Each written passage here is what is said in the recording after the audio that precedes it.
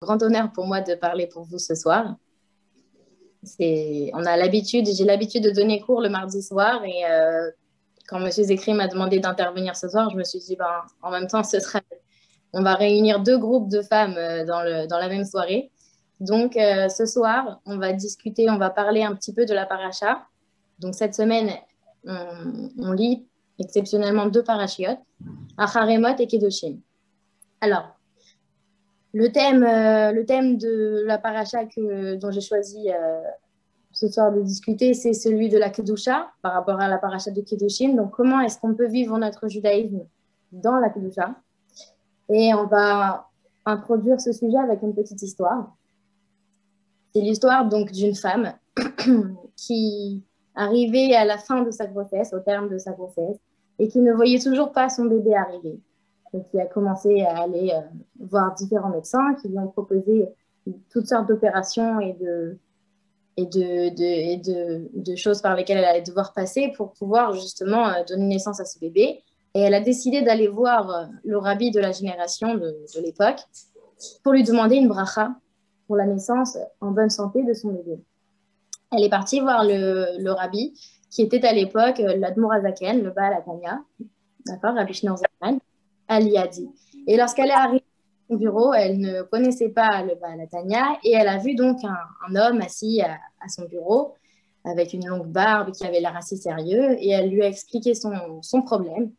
Et il s'avérait que ce n'était pas le Baal Atanya, c'était un de ses chassidim qui s'appelait Reb Shmuel Munkes, qui aimait bien faire toutes sortes de blagues, qui était connu pour être assez drôle dans la communauté. Et lorsque la femme est venue lui exposer son problème, il lui a dit, écoutez, madame, vous allez prier maintenant, vous allez faire une très belle tfila, vous allez aller à la choule, ouvrir le Haron à Kodesh et dire cette fois la prière de Iskor. Et vous allez voir, c'est sûr que vous allez avoir votre enfant juste après cela, votre accouchement va avoir lieu. La femme l'a écouté. Elle a effectivement donné naissance à un enfant en bonne santé et elle a décidé de retourner voir l'Admour Azaken pour le remercier. Lorsqu'elle est arrivée, elle a vu donc que la personne était différente, mais elle lui a dit, écoutez, Rabbi, j'aimerais vous remercier pour la bracha que vous m'avez donnée la semaine dernière. Sachez qu'elle s'est réalisée. J'ai bien eu mon enfant en bonne santé. Baruch Hashem. Alors là, l'Admour Azaken la regarde et lui dit, je ne me rappelle pas vous avoir donné une bracha la semaine dernière. Comment vous appelez-vous? Racontez-moi ce qui s'est passé la semaine dernière. Et elle lui raconte, elle lui dit, vous m'avez dit de dire cette fois la prière d'Iskor. Et à ce moment-là, l'Admour Azaken lui dit, d'accord. Et il la laisse repartir.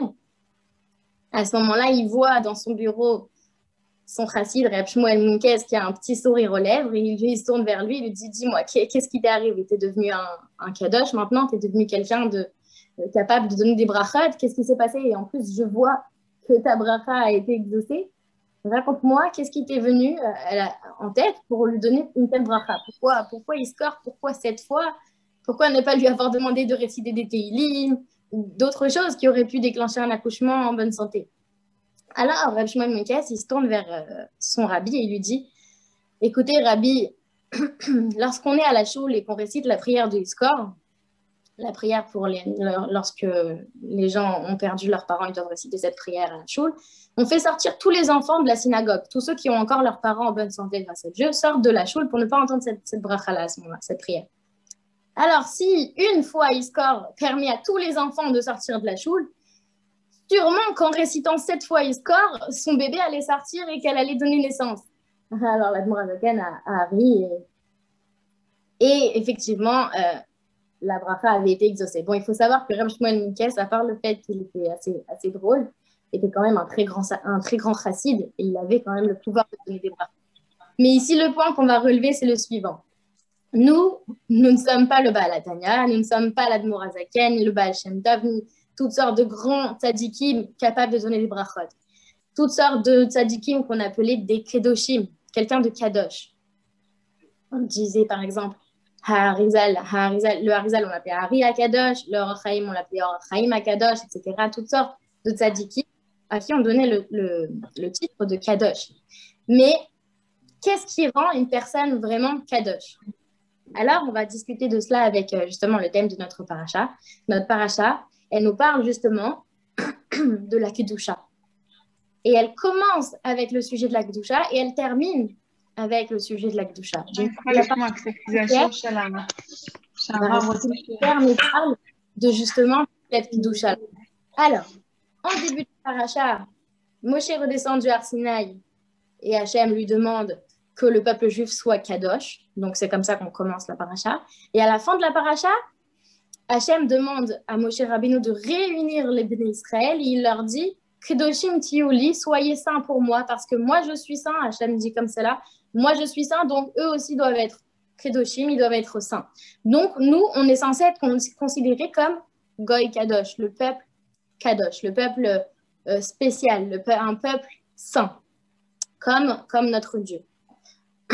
Et justement, on se dit alors comment arriver à ce stade-là, comment être relié à la Kedusha et comment être Kadosh. Alors, dans la paracha de Kedoshim, la paracha de cette semaine, la deuxième qu'on va lire, Hachem demande à Moshe, Daber, El Kol Hadad Bnei Israël, parle à toute l'assemblée des Bnei Israël. Et lorsque on voit ce passage-là, ce pasuk-là, cette partie de pasuk-là, on comprend que il y a forcément une signification particulière à ce passage-là, puisque c'est la seule fois, avec une autre fois dans la paracha de Vayakel, où on a cette façon-là dont Hachem parle au Bnei Israël, c'est-à-dire rassemble tous les Bnei Israël, Kol Hadad Bnei Israël, toute l'assemblée des Bnei Israël. Alors pourquoi est-ce que ce passage-là est particulier? Parce qu'en général, lorsqu'Hachem transmettait à Moshe Rabbeinu et au Bnei Israël des mitzvot, il y avait une certaine hiérarchie. D'abord, Hachem transmettait les mitzvot à Moshe Rabbeinu, puis il appelait Aaron et Hachem retransmettait à Aaron, puis après on retransmettait aux enfants d'Aaron et d'Avaviou, puis ensuite aux Skénim, aux anciens, et ensuite à toute l'assemblée des Bnei Israël. Et ici, dans la paracha, on nous dit tout de suite, Daber, El Kol Hadad Bnei Israël rassemble et parle à toute l'assemblée des Bnei Israël. La deuxième fois où on voit ce passage-là dans la Torah, cette façon de parler, c'est dans la paracha de Vayakel, où justement on parle du Hakel, de cette année-là, du Hakel qui est arrivé tous les 8 ans, où les Bnei Israël devaient tous se rassembler à Yerushalayim et écouter la Torah, récitée par le roi de la génération. Et justement, quelle paracha on lisait? La paracha de Kedoshim, la paracha de notre semaine. Et donc on se dit, il y a forcément quelque chose de spécial.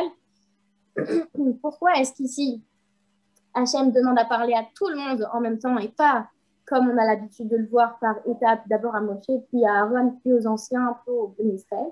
Parce que justement, ici, Hachem veut nous dire, ne crois pas que toi, tu es différent des autres et tu ne peux pas être Kadosh. Toi, autant que tout le peuple juif, autant que Moshe, autant que Aaron, à n'importe qui, je demande la même chose, tu dois être Kadosh. Tu dois atteindre là cette sainteté. Et donc, on ne peut pas s'exempter de cette mitzvah-là qu'on nous demande dans la paracha. C'est donc une exception dans notre paracha, la façon dont Hachem nous parle à nous, en même temps à nous, et en même temps à Moshe Rabbeinu et à tous les autres Bnei Israël. Donc, cette paracha fait exception.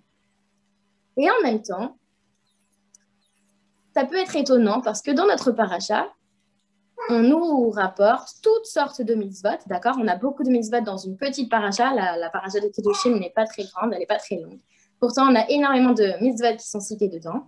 Et toutes ces mitzvot-là sont des mitzvot assez simples, d'accord? On ne nous demande pas des choses extraordinaires. C'est toutes les mitzvot qui ont l'air a priori assez simples. La mitzvot de ne pas voler, le chatnez, ne pas mélanger la laine et le lin, la shanara, toutes les lois de l'adultère, des relations interdites, etc. Toutes sortes de choses que lorsqu'on les lit, on n'a pas l'impression qu'en faisant ces choses-là, on va être waouh, kadosh. On se dit ça, c'est vraiment les mitzvot basiques de la Torah. On n'a pas l'impression que ce soit des mitzvot particulières. Et pourtant, c'est dans toutes ces mitzvot-là qu'Hachem veut que nous réussissions à être kadosh, justement, à être saint, à être séparés. Et on va voir un petit peu, on va comprendre un peu, pour comprendre justement ce que signifie la kedusha, on va un peu expliquer ce qui n'est justement pas la kedusha, ce qui n'est pas de la kedusha. Alors, pour introduire ce deuxième point-là de ce qui n'est pas la kedusha, on va raconter une petite histoire. une histoire d'un homme, un grand sadique, qui avait un jour rêvé, et pendant son rêve, il avait pu atteindre des niveaux spirituels assez élevés, où il avait demandé, dans son rêve, où est-ce qu'il allait, avec qui il allait étudier dans le Olam Haba, qui serait à ses côtés au Olam Haba, dans le monde futur. Et on lui a répondu que ce serait un certain Moshe qui habite dans telle ville. Et il s'est dit, mais c'est bizarre, qui est ce grand sadique-là, Moshe, que je ne connais pas? Je vais essayer de me renseigner sur lui.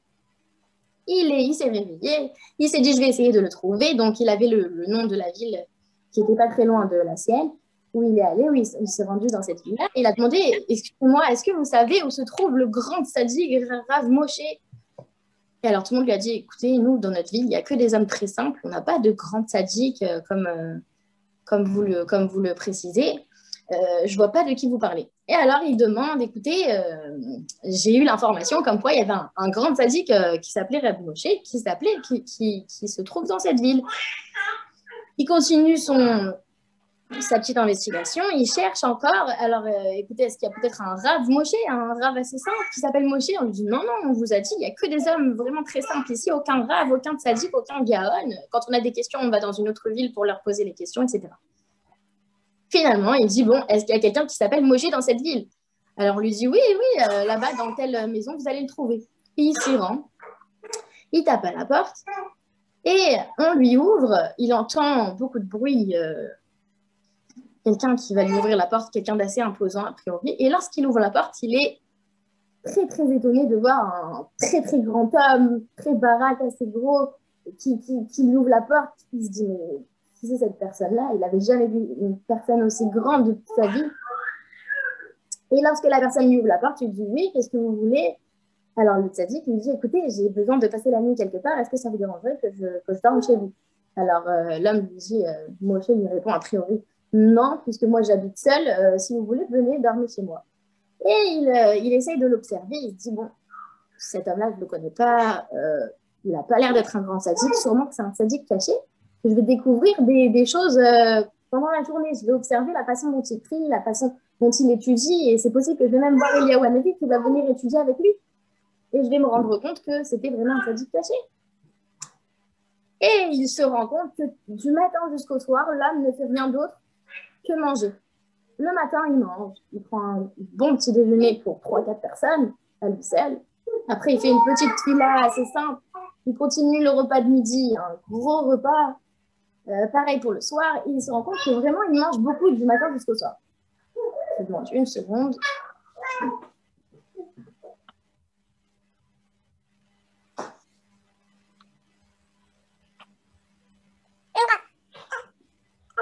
Une petite invitée avec nous. Hein. Donc, finalement, avant de partir, le tzaddik demande à son nouvel ami Moshe, écoutez Moshe, j'ai une question. Voilà, je vous dis la vérité. On m'a dit qu'au Olam Haba, on étudierait ensemble, on serait à côté au Olam Haba. Et je veux vraiment savoir comment ça se fait que vous serez... bon, l'homme c'était un grand tzaddik, mais il était humble, mais quand même, il avait connaissance de ses qualités. Il savait qu'il avait quand même un niveau assez élevé. Et il se disait...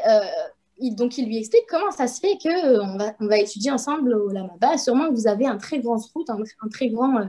un niveau assez élevé. J'aimerais savoir ce que vous faites de particulier dans la journée. Il lui dit, écoutez, moi, je ne fais rien de particulier. Je vous ai dit, je suis un homme très simple. Je ne vois pas du tout pourquoi vous me dites ça. Je ne vois pas du tout de quoi vous parlez. Alors, il lui dit, bon. Et est-ce que je peux savoir pourquoi est-ce que vous mangez autant dans la journée? Qu'est-ce qui se passe?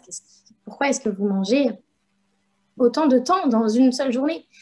Et à ce moment-là, l'homme lui explique, Moshe commence à se confier un peu à ce tzaddik et il lui dit, écoutez, quand j'étais petit, un soir, on rentrait de la choule avec mon père, qui était un homme très fragile, très fin, très faible. Et c'était un soir, un jour de fête pour les goïms, pour les chrétiens. Et lorsqu'ils ont vu des juifs dans la rue, ils se sont rués sur nous, ils ont commencé à taper mon père, à lui envoyer toutes sortes d'objets à la figure, sur lui, etc. Et il a reçu tellement de coups que le temps qu'on arrive chez nous, il est tombé mort et je n'ai pas pu l'aider, je n'ai pas pu le sauver. Et je me suis promis que moi, je ne ferai pas la même erreur que lui. Moi, je veux être un homme fort. être un homme robuste, et que si jamais on a besoin un jour de se défendre, alors je pourrais défendre tous ceux qui seront autour de moi, parce que vraiment, je n'ai pas pu supporter de voir à quel point mon père était affaibli par sa corpulence. Et à ce moment-là, il lui a dit, alors c'est pour ça que je mange beaucoup dans la journée.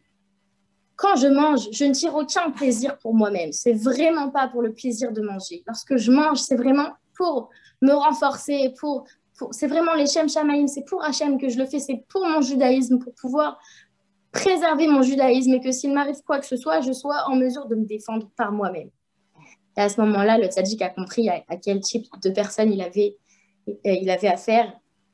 Il a compris le niveau de cet homme-là. Il lui a dit, toi, en fait, quand tu manges, tout ce que tu manges, c'est les Shem Shamaïm. Du matin jusqu'au soir, tu manges, tout ce que tu fais, c'est pour la Gdusha. Chaque nourriture que tu rentres dans ta bouche, tout ce que tu manges, c'est vraiment pour Hachem que tu le fais. Il n'y a rien de plus élevé que cela.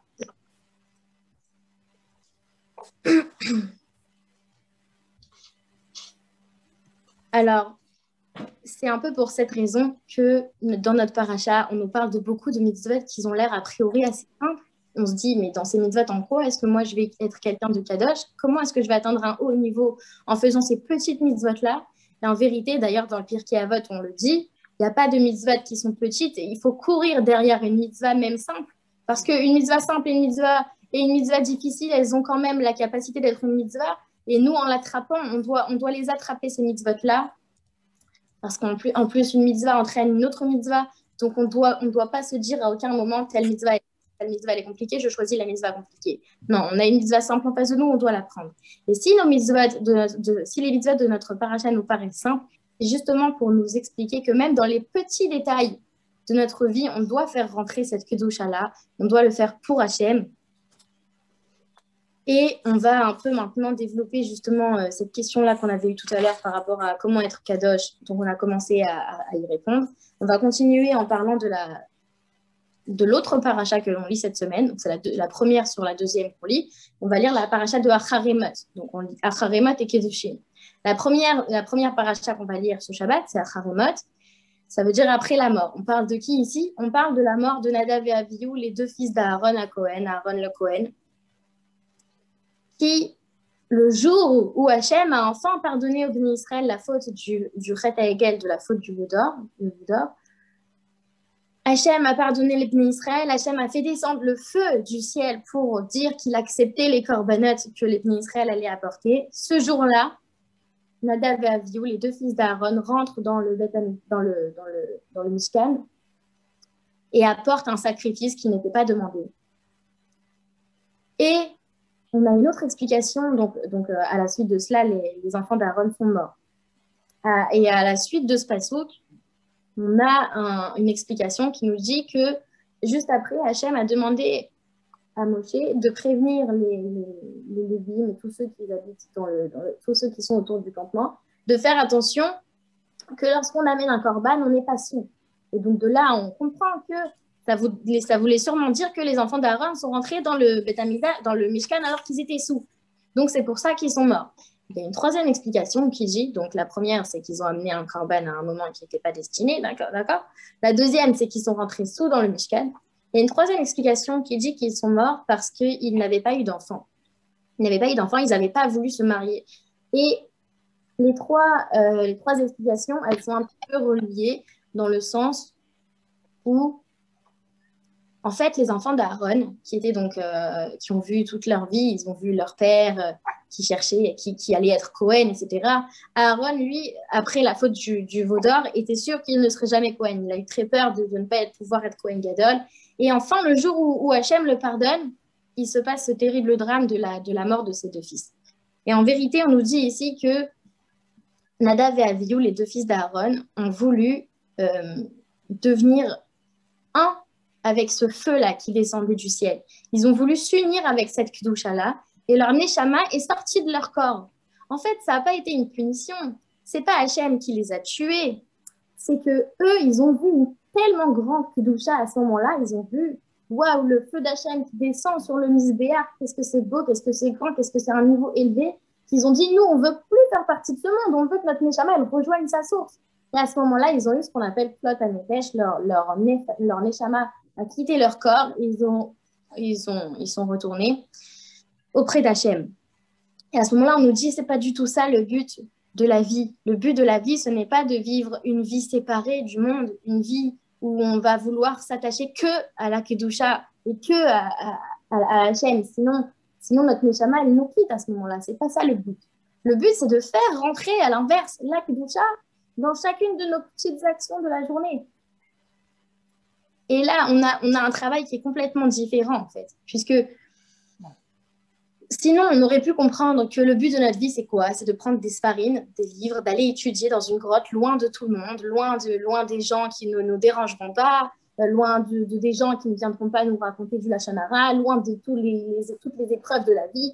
Et en vérité, on nous dit à ce moment-là, non, c'est pas ça. C'est pas ça le but de la création. C'est pas pour ça qu'Hachem a créé le monde.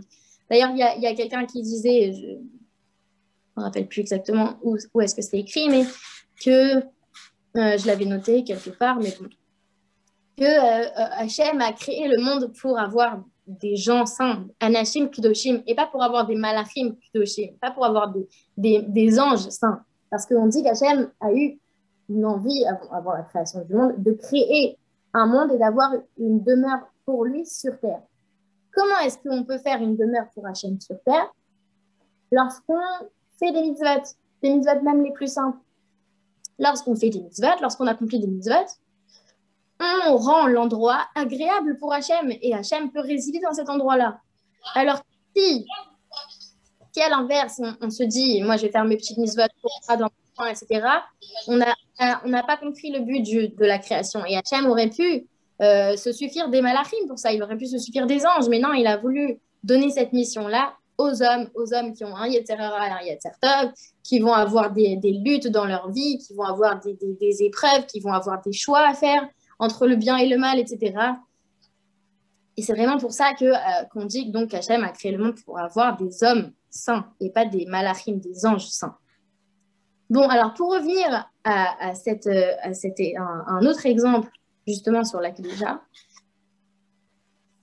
on raconte donc que Rabbi Akiva qui était parti qui avait quitté sa maison pendant 24 ans pour étudier la Torah et qui était revenu avec 24 000 élèves, avait, lorsque sa fille était en âge de se marier, cherché un pseudo pour elle. Et il a cherché donc un jeune homme très, très érudit. En fait, il a réfléchi pas en fonction de sa fille, mais en fonction de lui. Il a cherché vraiment un jeune homme très, très érudit, qui connaissait énormément de Torah et qui voudrait beaucoup étudier. Et il a trouvé un très bon parti qui s'appelait Ben Azaï. Et ce Ben Azaï-là, on raconte que lorsqu'il s'est rendu compte de ce qu'était la vie du mariage, il a tout de suite voulu retourner en arrière. Il s'est dit, mais non, mais moi, je ne peux pas vivre comme ça. Moi, je ne veux pas rentrer le soir chez moi et je ne veux pas avoir une vie de famille. Je veux rester étudier autant que je veux, autant que je peux, étudier pour Hachem. Et il n'a pas voulu construire sa vie de famille. Et on se dit qu'à ce moment-là, il n'a pas compris quel était le but de la vie. Le but de la vie, ce n'est pas justement, comme on le disait tout à l'heure, de rester étudier simplement toute la journée. Il faut fonder sa famille, avoir des enfants et essayer de justement, à travers toutes les mitzvot les plus simples, même les plus simples, faire rentrer de la Kedusha dans chacun des détails de la journée. Et on raconte d'ailleurs que ce Ben Azaï-là, lorsque quatre hommes sont rentrés dans le Pardes, dont Ben Azaï, dont Rabbi Akiva, ce Ben Azaï-là a eu justement, comme les enfants de Aaron, Klot Hanefesh, sa Neshama a vu une tellement grande spiritualité qu'elle n'a pas voulu rester dans ce monde, elle a quitté le corps de Ben Azaï, et il s'est passé donc la même chose que pour les enfants d'Aaron.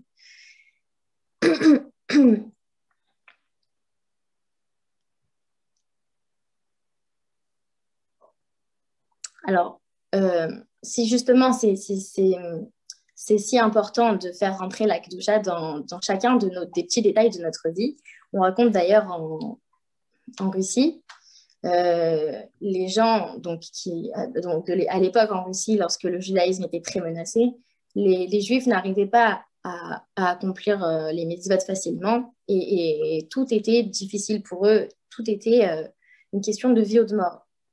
Et on leur disait soit un juif à la maison et un homme dehors. Et en vérité, ici, le point dont je voulais discuter avec vous ce soir, que je voulais vous développer par rapport à ça, c'est exactement l'inverse de ça. C'est qu'en fait, il n'y a pas soit la Kidusha, soit la vie. C'est pas soit on est un homme, soit on est un juif. On est né juif et on doit faire rentrer la Kidusha dans chaque petit détail de notre journée, de notre vie.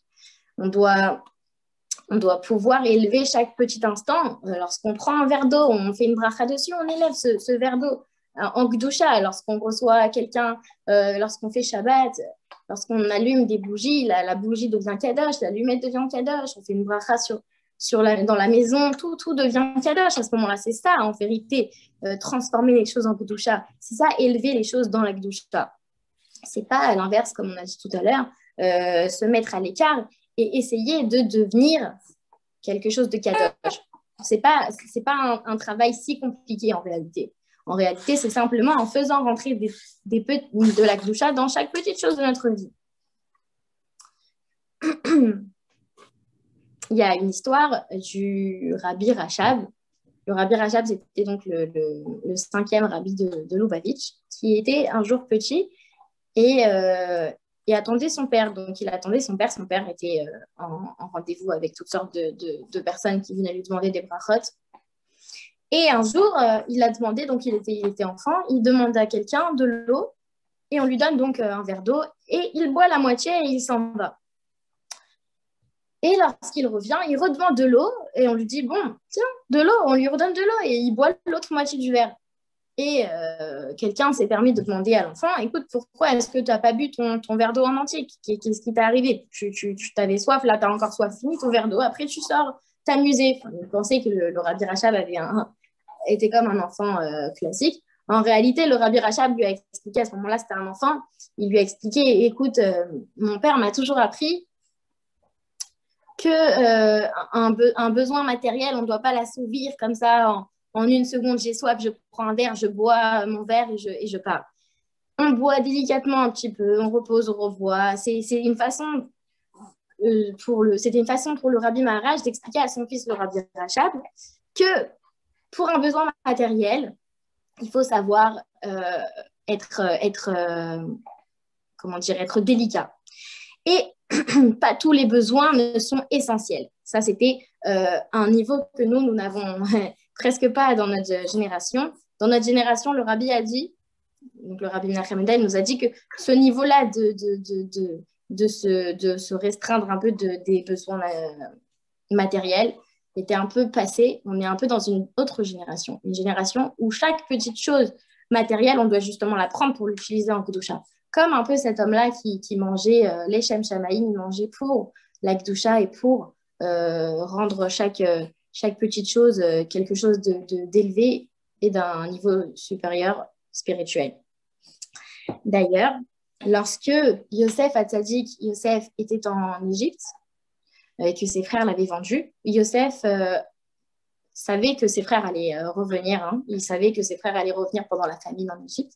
Et lorsqu'ils sont arrivés, ils n'ont pas reconnu leur frère.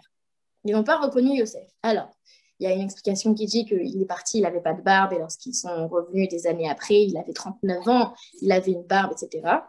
Il y a une autre explication qui dit qu'en vérité, les frères de Yosef, ils ont vu un Yosef à la tête d'un pays, qui avait un travail, qui était à ce moment-là chargé de toutes sortes de choses économiques, qui avait un poste élevé, un poste qui paraissait très matériel, puisque eux, dans les générations d'avant, Avraham, Yitzhak, Yaakov et ses enfants, par Yosef, tout le monde était berger. Le seul métier qu'ils faisaient en général, c'était Roetzan. Ils s'occupaient des troupeaux, ils allaient dans les pâturages avec leurs animaux, ils s'occupaient de leurs troupeaux de cette façon. Et c'était une façon pour eux de pouvoir étudier tranquillement sans être dérangés par le monde. Eux, ils étaient dans une prairie sans personne pour les déranger et ils étudiaient la Torah toute la journée. Et c'est la première fois où ils ont vu un homme à la tête d'un pays. Ils ne s'imaginaient pas un seul instant qu'il s'agissait de Yosef, leur frère. Quelqu'un qui avait un titre économique comme ça, quelqu'un qui gérait toutes les affaires économiques du pays entier et des pays aux alentours. Ça paraissait pour eux invraisemblable que ce soit leur frère. Et ici, on nous dit justement à cette période-là que Yosef a ouvert une nouvelle voie vers l'étude de la Torah, vers le service d'Hachem. Il a permis un service d'Hachem même dans notre métier. Oui, on doit avoir un travail, on doit ramener de la parnassa pour notre famille, on doit fonder une famille, on doit se marier, on ne peut pas rester toute notre vie à étudier dans une yeshiva sans rien faire. C'est très beau, mais ce n'est pas cela qu'on nous demande dans la Torah. On doit avoir des enfants, on doit continuer de transmettre la Torah à nos enfants, etc. Et ça, c'est faisable en utilisant justement la matérialité et en transformant tout ce qu'on a dans la journée, en prenant chaque opportunité pour rendre les choses plus kadosh. C'est pour cela justement que la paracha de Kedoshim, la deuxième paracha dont on parle, qu'on va lire cette semaine, traite de mitzvot qui ont l'air a priori assez simples. On pourrait se dire qu'elles sont trop simples, mais en vérité, non, tout le point, il est là. C'est que même dans les mitzvot les plus simples, on doit réussir à avoir de la Kedusha de partout. Et c'est sur ce point-là que je voulais m'arrêter. C'est ça le défi du juif, c'est de réussir à avoir la Kedusha dans chaque petit détail de la vie. C'est pas un juif à la maison et un homme dehors, c'est pas la Kedusha et la vie normale, c'est la Kedusha, elle remplit toute notre vie. Toute notre vie, elle est prise par la Torah. Et c'est ça le défi du juif. C'est sur cela que je voulais m'arrêter ce soir. D'accord. Avec plaisir, merci. Rachel. Merci On beaucoup. espère t'entendre une nouvelle fois. Est-ce qu'il y a des questions? Est-ce que chacune Si j'ai la capacité de répondre, n'hésitez pas. Allez-y, si vous avez quelque chose à dire ou rajouter, on est là. Rachel est à vos dispositions et après, elle va aller s'occuper de son bébé. Non, ça va. C'est bon? Mm. Parce qu'on a bien compris que la Kedusha, c'est pas quelque chose d'extraordinaire. La Kedusha, c'est la sainteté. Elle s'exprime pas comme dans d'autres religions par des actions extraordinaires. Il faut être vraiment Superman pour obtenir la Kedusha. La Torah, c'est pas ce qu'elle nous demande. Elle nous demande d'habiller chaque chose de notre vie dans le quotidien de chacun, c'est-à-dire le manger, le dormir, le boire, le parler, et faire rentrer à l'intérieur par notre comportement, par notre manière de nous exprimer et sur certains points, par certaines retenues que l'on a. Et c'est comme ça que l'on fait rentrer la Kedusha. C'est-à-dire, c'est quoi la Kedusha? C'est ce que Hachem avait demandé au départ, qu'il a créé ce monde pour pouvoir résider à l'intérieur de ce monde-là. Mais pour qu'il puisse résider, il a besoin de certaines conditions. La condition, c'est la Kedusha. Et lorsque elle est réunie, alors Hachem peut venir effectivement habiter dans ce monde, et pas uniquement dans ce monde, mais avant tout dans chacun des Bnei Israël qui se plie à ces règles-là et qui accepte, qui a volontairement et avec amour de faire rentrer Hachem dans son cœur, justement par ce moyen. Merci beaucoup, Rachel. Le cours était très vivant, très beau. J'ai beaucoup ressenti, en fait.